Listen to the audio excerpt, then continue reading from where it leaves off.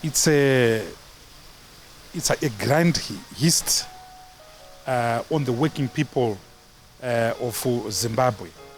It transfers wealth from the poor working people to the rich who own shops, the rich who own supermarkets, the rich who own factories.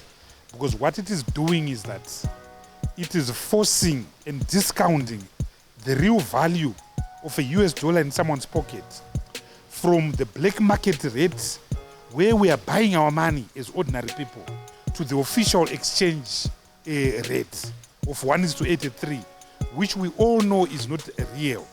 We all know that the official exchange rate, the auction exchange rate, is a rigged auction rate, is a fake auction rate.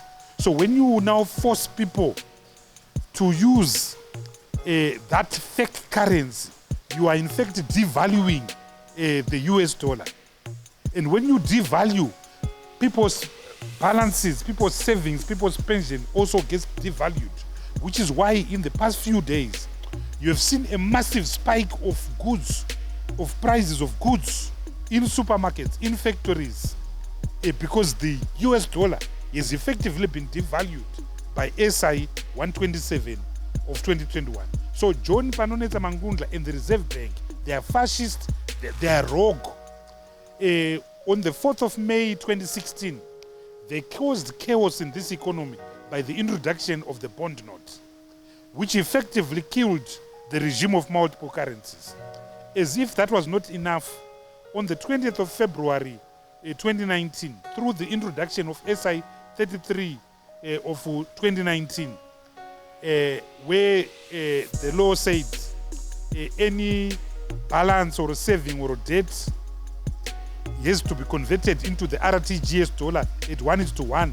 It means billions and billions of dollars of savings and pensions were lost. Now, through SI 127 of 2021, they've committed another tsunami on the working people of Zimbabwe. This is not good enough. The Reserve Bank of Zimbabwe must be shut down. John Panoneta Mangundla must retire and go and farm. He has made enough money already. They've mismanaged the economy. And so they are doing this in order to steal. Everything is about stealing. Everything is about arbitrage. Everything is about fattening their bottom line. It's disastrous economics, and we are tired of it. I've already spoken of the implications. Number one is obviously the huge spike of prices of goods. Number two, the increase in arbitrage, the corruption. The rich will get richer.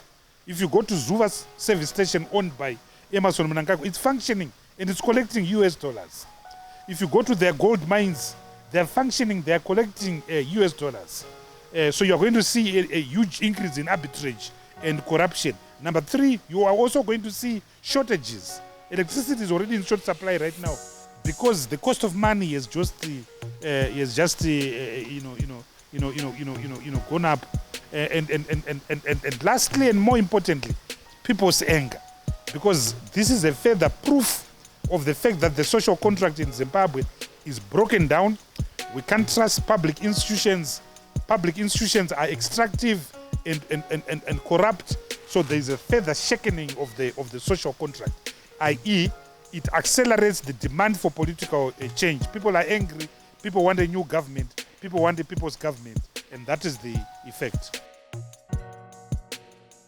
Because of stolen elections, because of violence, because of people who don't respect agreements, people who don't respect constitutionalism and the rule of law, people who don't respect people's lives. So as I'm talking to you right now, people are crying over SI 127 of 2021. People are crying over the arrest of activists Joanna Mamombe, Cecilia Chimbiri, a journalist, Jeffrey of the New York Times is in prison right now as I'm talking about. Young children, Makomberero Haruzivise, is in prison as I'm talking to you right now. Last Mainga Hama has spent 10 years in prison, only to be liberated by the Supreme Court today. But that's not the end. So you've got the economy, SI 127. Then you've got human rights. In the courts, they are busy trying to restore Malaba there. Unlawfully, his term of office expired when he became 70 on the 15th of May. But they're busy trying to panel beat another 5 years of him. Number 4, assault on the constitution. Mugabe amended the constitution in 17 years. Mugabe amended the constitution 54 times. Emerson Mnangagwa in 3 years, in 2 amendments, has amended the constitution 85 times. It's a disaster. We are run by extractive individuals who think of power and power alone, who think of corruption and corruption alone. Go to the corner of Samora Machel and Julius Nyerere, you will see a statute that purports to be the statute of Chagwa Mbuyanean. She's crying in her grave right now because that's a monstrosity. Why did they build it? Because they believe in black magic. They believe in the occult.